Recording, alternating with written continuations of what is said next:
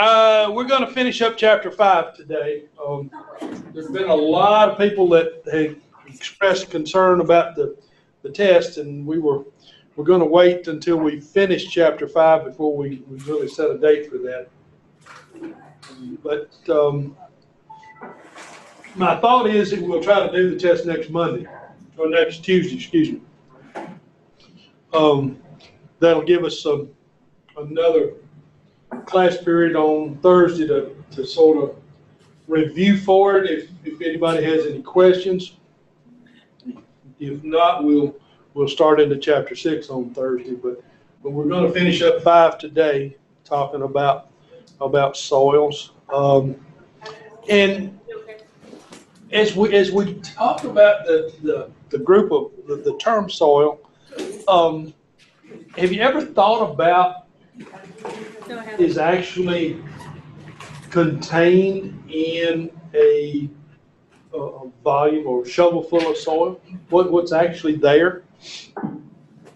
And it's dependent upon the location, the climate, and where you are. But quite often there is some residual vegetation in a soil, depending upon what was the location where it was selected. But that residual vegetation is going to have some residue of plant material, whether it be leaves and stems and so forth, or just roots.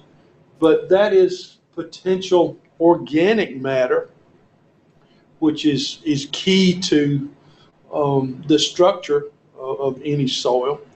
It's going to have a determining factor on the fertility level that's there, and the potential moisture that's there. So soil is a composite of things as we look at it and think about it. It's so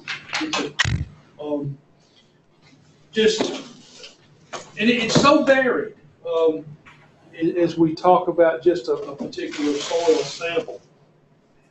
And we mentioned the term soil sample a little bit the other day.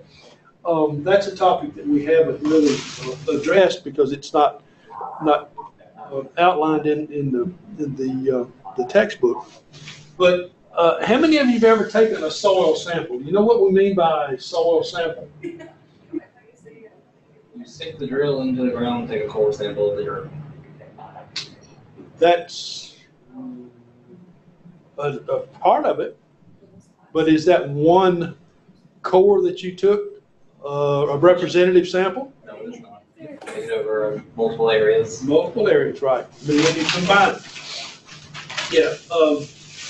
Most of the soil samples that are done in this area are sent to Virginia Tech because they'll do them for commercial entities free of charge. They'll charge a homeowner for a sample of their garden or their lawn.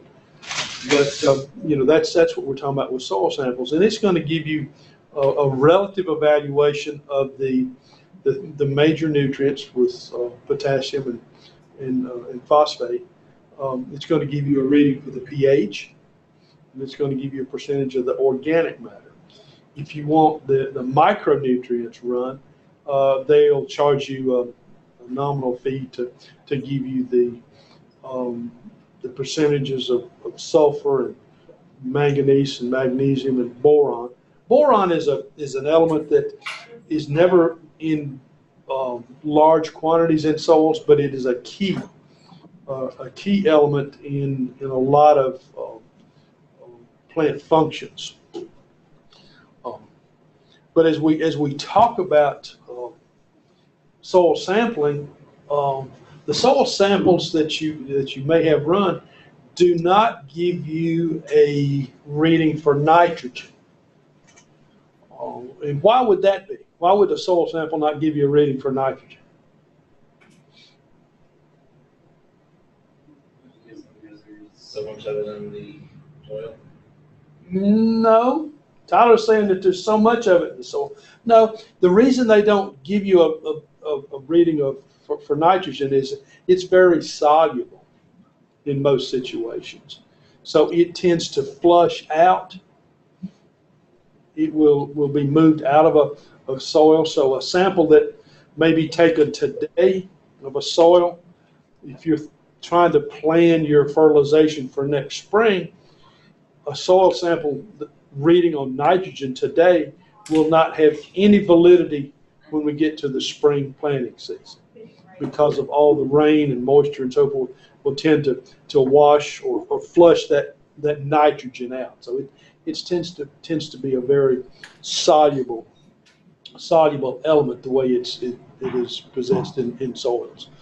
Now, as we talk about different soil organisms and we talk about nitrogen,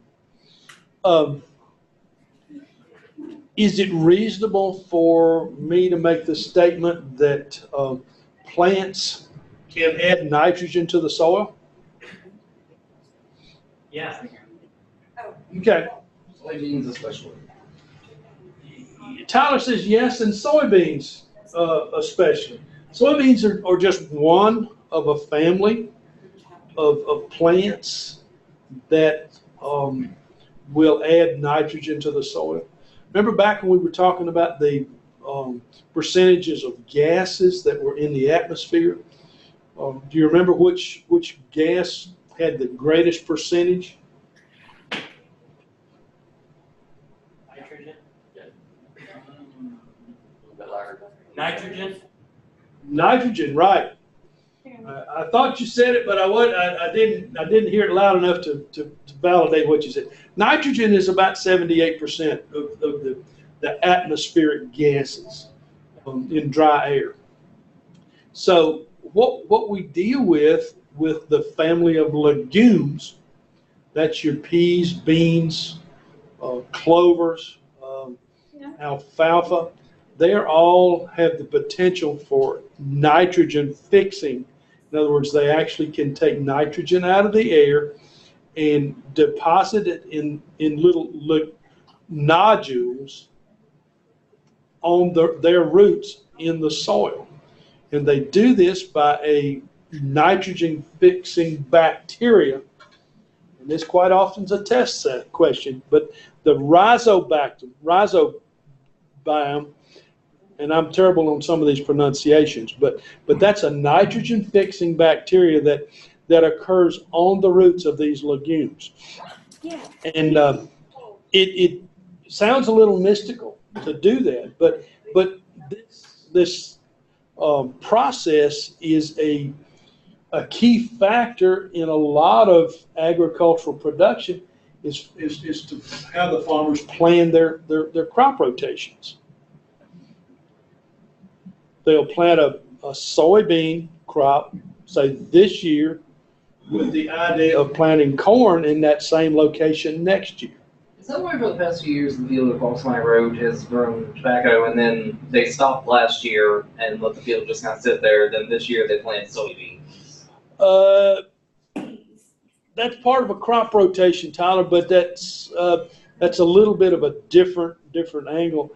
They've done tobacco in that crop, and then they let it lay out for a year. There is some research that shows that letting it lay fallow, in other words, without a crop on it, and have a population of ragweed appear in it, will be a detriment to other weed populations the following year. So that may have been the scenario that they have done. I've seen that done in a crop rotation. It's not the best use of land, but it is one that is done. Most of the time, the better farmers, if they do tobacco, they'll come with wheat behind it, which there's some compounds that exist in the residue of the wheat crop that will deter a lot of weed populations. Weeds are a major concern to anybody that's growing row crops or any crop, and because of the competition. But with the soybean that we're talking about, it's going to add nitrogen to the soil. The corn crop that would be planted the next year is a heavy user of nitrogen. Corn crop takes an enormous amount of nitrogen to produce a good crop. So They'll do a soybean, a corn, then they'll come back with either another soybean or a wheat. But if they do another soybean, they're making their plan to come with another corn after that. And they're doing this cycle in today's ag production to create an opportunity to reduce the weed populations because of the use of a lot of the Roundup Ready seeds. They can come in and apply Roundup at the stage of 8 or 10 inches of production of either the corn or the soybean, and again reduce that weed population. You got a question? Okay. There's some. I've got some land leased to a guy that's growing.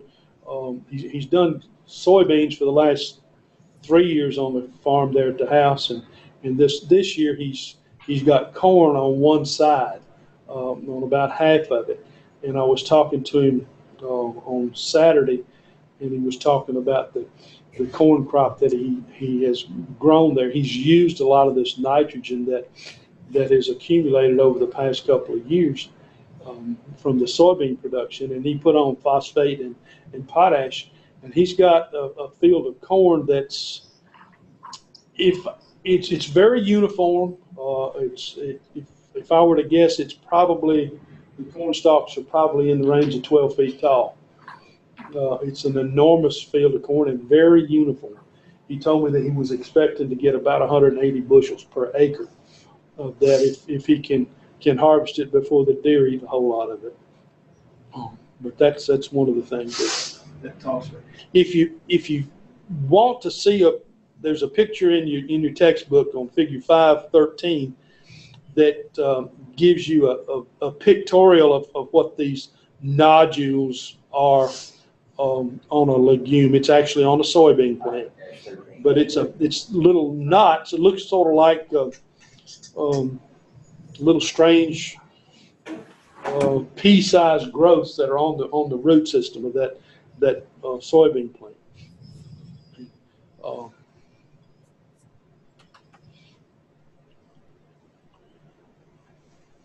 As we talk about soil organisms, we've been talking about things that were beneficial, like the nodules from the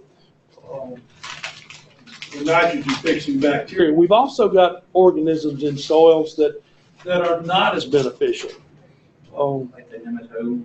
Nematode is one of them, and they can be a real problem in certain soils. They tend to be a little more prolific in soils that tend to be light or more sandy soils. A lot of nematode problems have existed in the southeastern part of the state because of the way that it's been cropped, and they've learned a lot about how to rotate crops and reduce the numbers of nematodes. But nematodes are present in a lot of soils, and they attack a lot of different crops. Some they do a tremendous amount of damage to, and others they're not as significant. But nematodes have to be evaluated or need to be evaluated by a good ag producer, and they'll take a sample of soil, very much like what we were talking about with the soil samples, and they can send that soil sample to either Tech or A&I and evaluate the numbers of nematodes that exist in a volume of soil. And sometimes it can be well up into the thousands that are in existence in these soils. And when they get in high numbers like that, they've got to feed on something, and they're going to feed on the plant root. Some of them, they don't dramatically affect growth. Others, they really are a detriment. And if you've got high populations of nematodes, generally you have to do something in a remedial action. There are nematicides. That means a chemical pesticide that will reduce the numbers of nematodes. Yeah. Another soil organism that has a dramatic effect if you happen to be planting a grape crop and that would be a phylloxera. And I would imagine that this is a little bit of a different term to most of you. A phylloxera is actually a soil aphid. It's a little insect that will attack grape roots.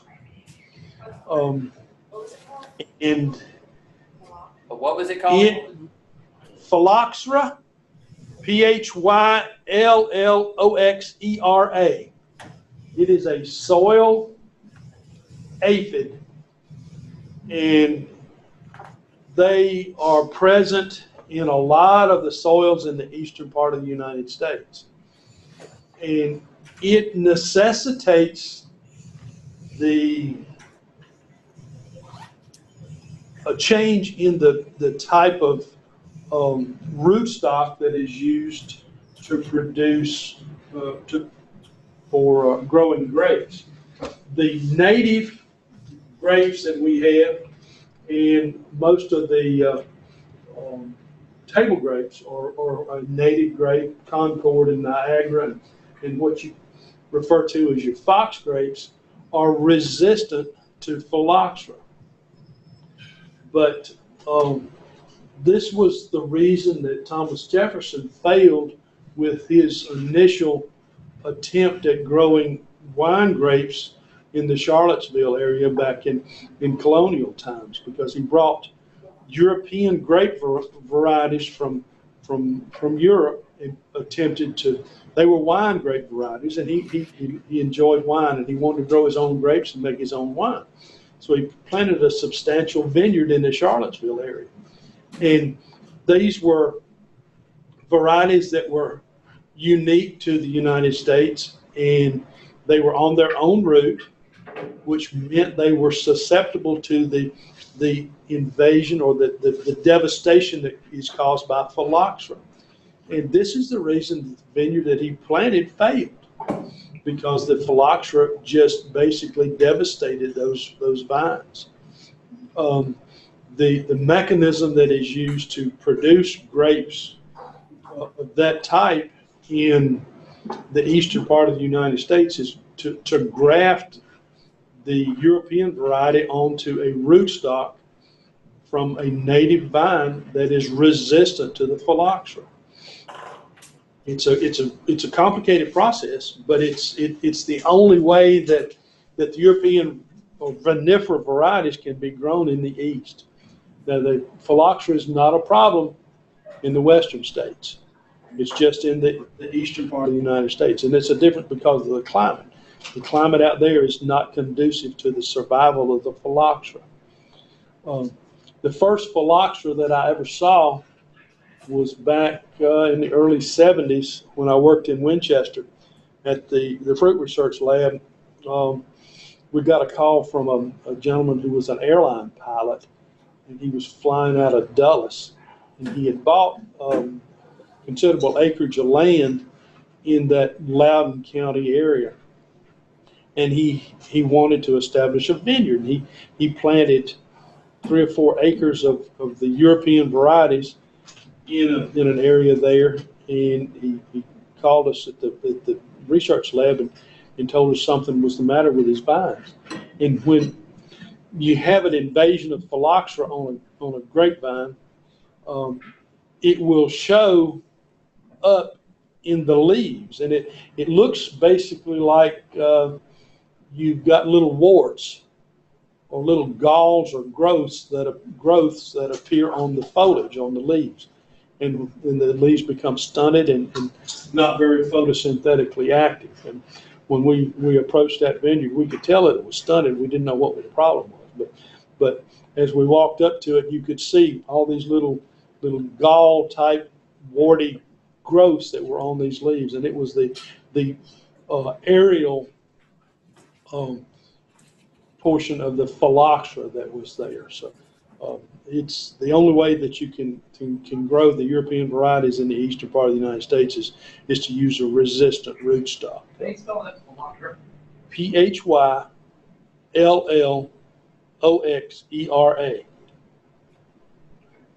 Okay? Yep.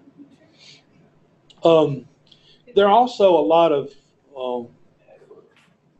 soil-borne bacteria and fungi that can be responsible for significant crop losses.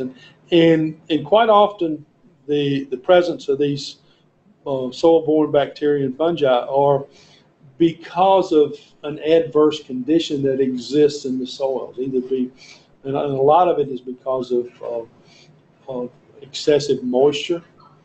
Also, and this isn't included in the textbook, but there are a lot of different bacteria that will affect tree species. There's an oak root rot that is a product of a fungus that occurs on the roots of oak trees. And if you try to establish an orchard in a place where you had old white oak or chestnut oak trees, there's going to be enough of the residual residue from that oak root rot fungus that it makes the survival of those apple trees pretty marginal. So, a lot of interactions between different types of plants, plant organisms, and soil conditions that contribute or attribute to the survival or success of a crop. The organic matter that exists in the soil has a profound effect on the biology, the chemical, and the physical properties. It says organic matter provides food and energy for soil organisms, and about 90% of the organic matter is made up of carbon, hydrogen, and oxygen. That's just the way that an organic compound is. It's got the makeup of those different elements. And the speed at which organic matter decomposes depends totally upon the aeration of that soil and the way that it's handled. Have any of you ever tried to grow, so let's say a crop like tomatoes on a soil that was heavy in clay? Tyler says he has. Okay, how were you successful, or were you able to alter that soil in any way to improve your success rate? They died. Okay, they died. They didn't do well. Okay. All right. Are you familiar with the term humus? Okay, what's humus? Humus is Like peat, in a way. Yeah, peat is similar. Yeah. But humus is a lot like compost. People, that's sort of a buzzword that a lot of the organic type producers are using now. They want to compost everything and use that as a soil additive, and that's essentially humus. It's organic matter that has been decomposed and makes a wonderful soil additive, whether you incorporate it in the soil or just add it to the surface as a mulch. So that's what we're talking about with humus. Speaking of that stuff, I just went back and checked the pile of grass clippings and things. Yeah. There is grass now growing around it. The tree is also bare. It'll grow. Stuff will grow. Okay. All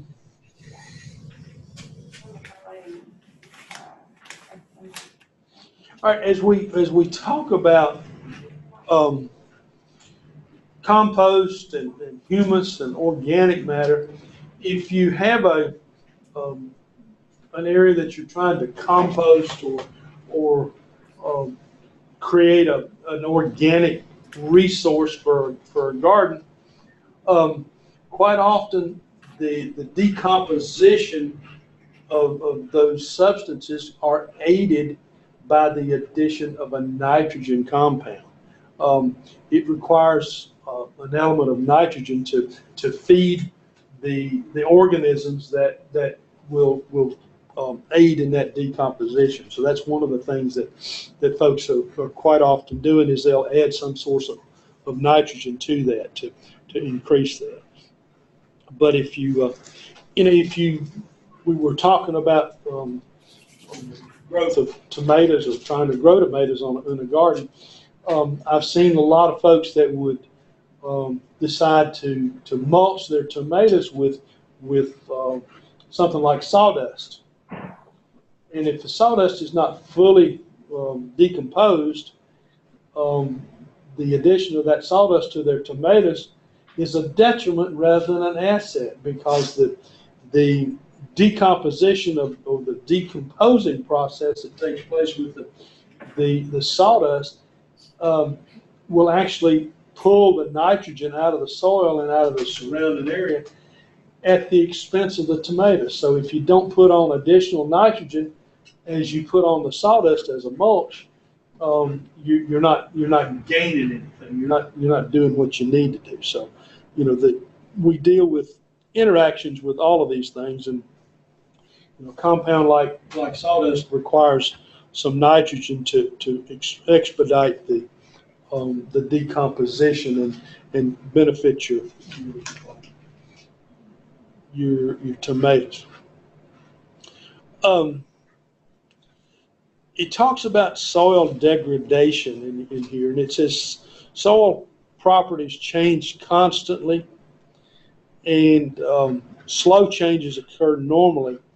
It says all upland soils experience yearly erosion. It says the severity of this erosion can be minimized by vegetative cover.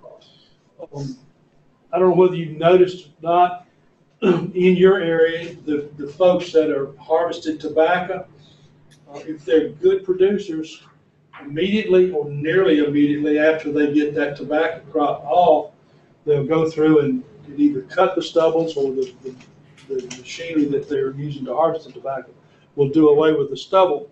And the better producers will go through and put quite often it's a wheat crop or a small grain of some sort, whether it be wheat, barley, or rye.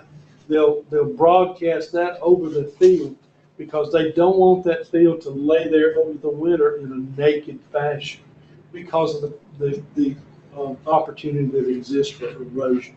We get wind erosion, we get moisture erosion, and through the winter we'll get a lot of freezing and thawing that takes place in the soil. How many of you ever noticed on a cold morning, early part of December, we get temperature down to 22, 23, 24 degrees, and as you start out on the way to school, you'll notice the side of the road bank there, and you'll see icicles or ice 5 or 6 inches high that's lifted up the top layer of the soil.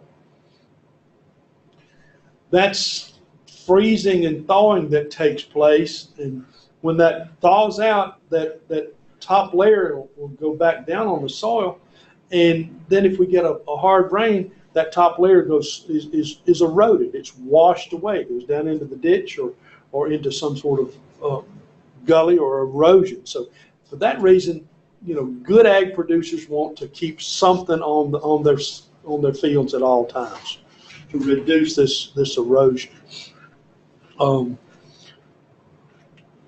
We can get that erosion by water, and if it may dry out completely, we don't get a rain, but we get a cold front go through. It's a dry front going through, and we get winds like we got here night before last. We get 20 or 30 mile an hour wind. That wind will shift that top layer of dry soil and erode it. It'll move it away. So, that's the need for this vegetative cover that we're talking about. It all, these different, whether it be water or wind, it accelerates erosion, and it creates, you're losing your topsoil. So as we talk about soils, the topsoil is the most valuable component that you have, and you've got to try to keep it there so it'll be available for production the next year. And that basically covers the chapter on soils that we've talked about. Any of you have any questions about what we've gone over with it? I know we've gone over part of it pretty quickly, But soils, you know, I started this discussion when we first started the chapter to ask you what dirt was. So I hope you gained a little better understanding of the difference in soils as compared to dirt, which is, you know, the stuff you get on your shirt, you know, during the day.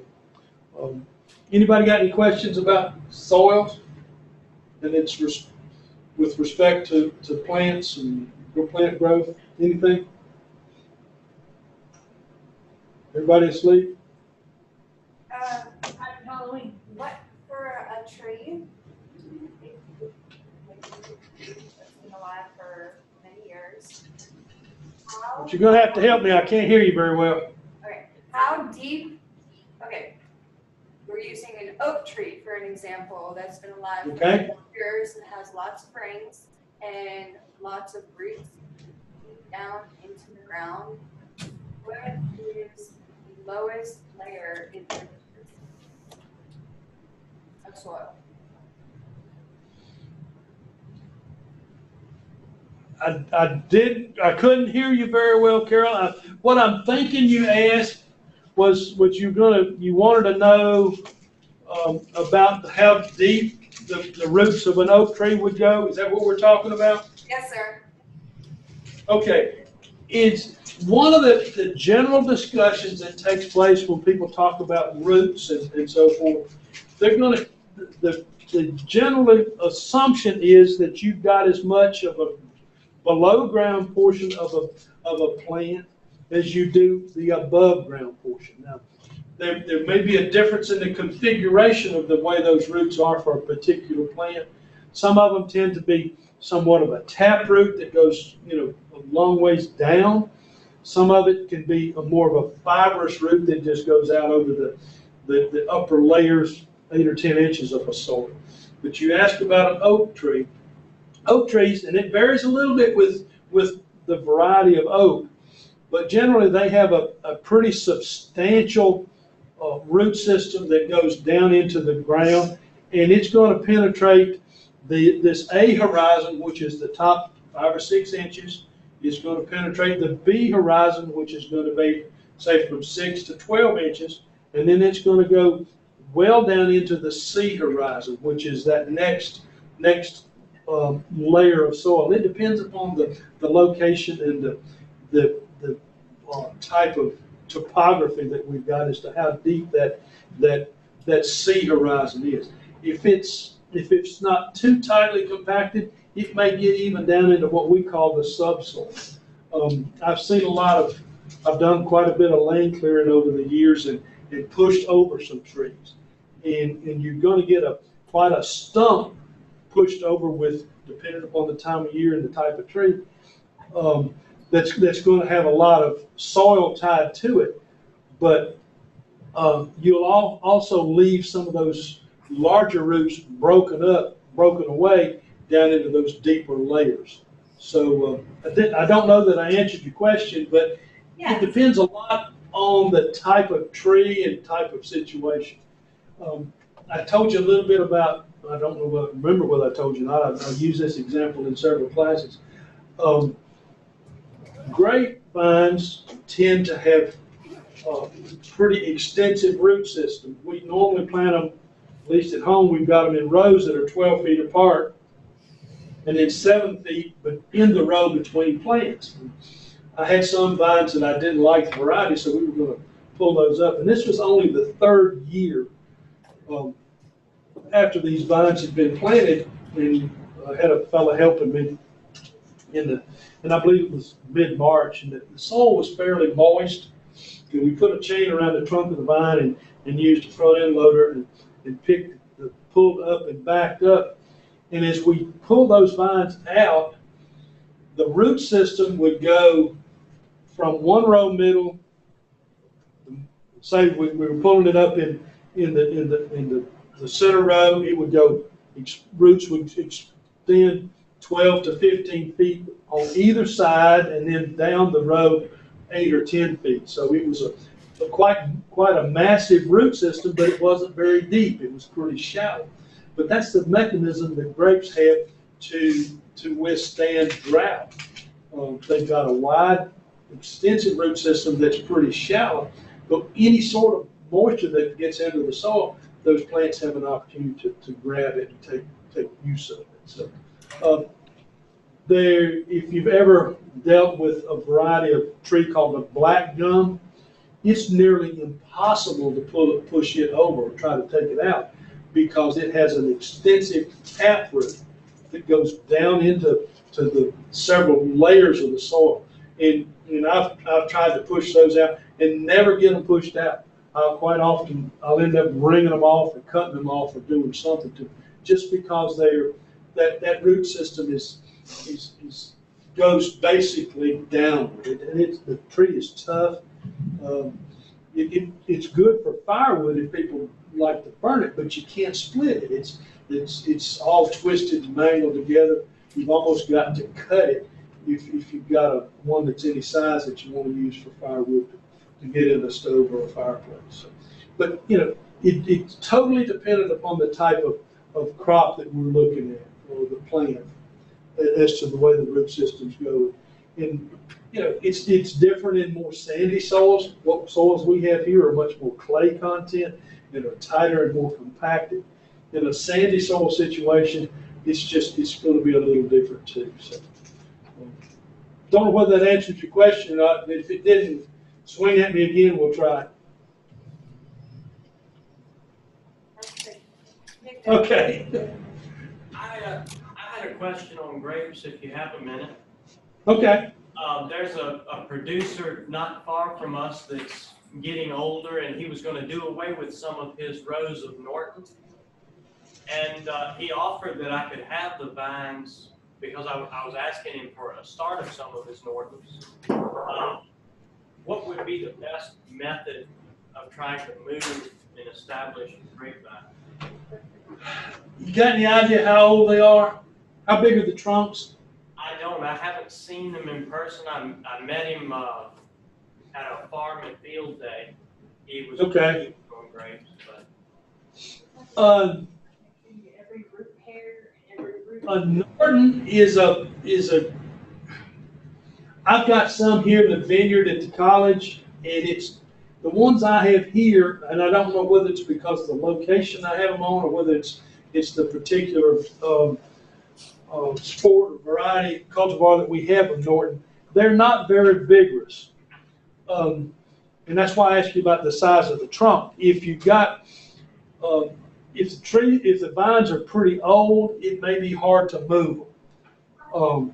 If they're young, it won't be hard at all. But if the diameter of that main trunk coming up is much more than about 1.5 inches, I wouldn't try to move them.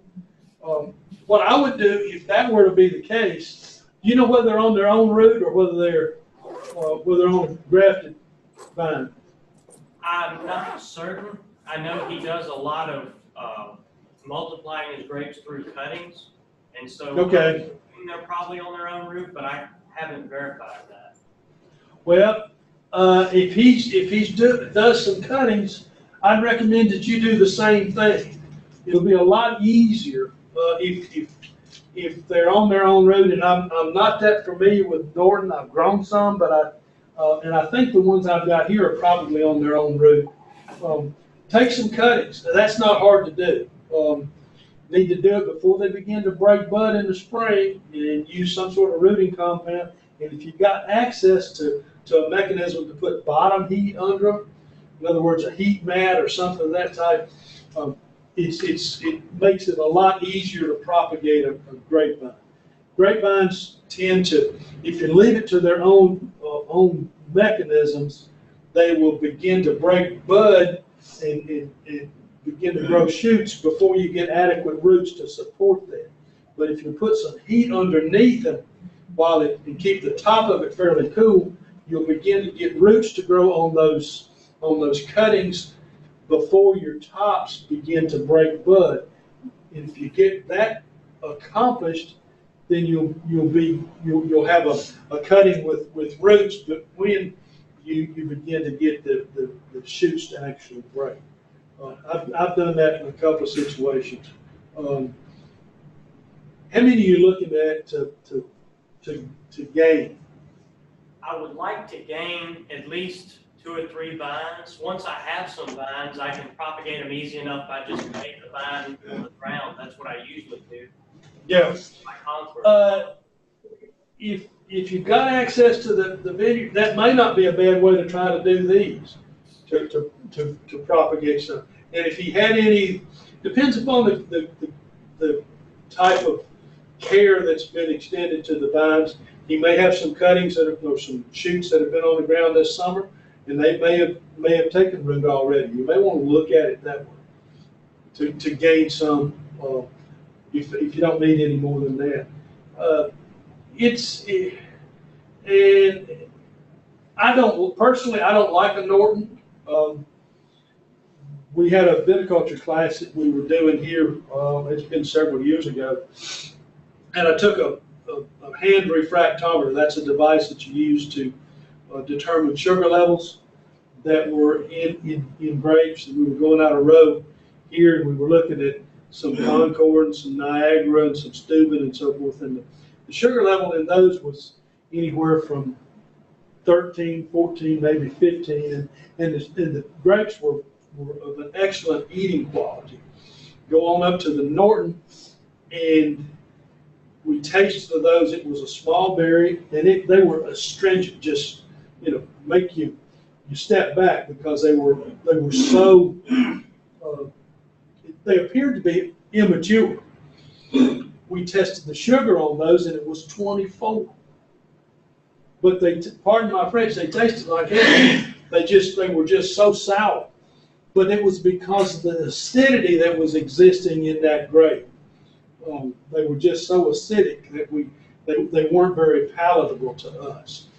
So, but it's like I say, the situation that I've got the Norton growing in here, I haven't liked any of them. But I know that the Norton is a well received grape in certain areas for wine production. So, I haven't helped you a lot, but I'll be glad to try to sometime when we catch a little time. We'll talk about it some more. That's kind of odd because the eating quality is what attracted me to them. He had several of his grapes, to sample the different varieties. Yeah. One year at this venue, and I don't know. I wonder if it was a situation that caused the Nortons to. My situation may be totally different because the soil where we got this vineyard was old push soil. It was horrible when I started working on it, and it may just be that the situation that I've got is not suited to the Norton. I know I've got some Malbec down on the lower side, and they very much like the Norton. They're not suited, but the other things that we're growing in there are doing very well. So you might want to, if you don't need any more than that, you may want to just get hold of a nursery and get you half a dozen vines. They won't be that expensive. All right. Thank you. If you need more, though, holler at me. I'll try to help you. Okay? All right. Thank you very much, sir. We're done. Thank you all. Thank you. Happy Halloween. Same for you. Thank you. Have a beautiful day. That was great. Okay, see y'all in a few minutes.